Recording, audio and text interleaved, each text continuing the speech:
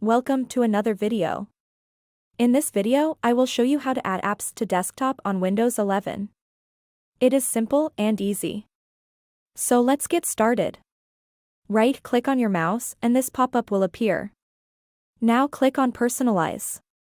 Click on Themes. From here click on Desktop Icon Settings. This screen will appear. From here you can select or unselect the icon you want to appear on desktop. Now let's select Control Panel. After that click on Apply. You can see that Control Panel is added to the desktop. Now let's see another method to do it. Click here. From here go to Apps. Now simply drag the app to desktop. So there you have it, the simple methods on how to add apps to desktop on Windows 11. Hope it solved your problem. Don't forget to like, share and subscribe. Thanks for watching.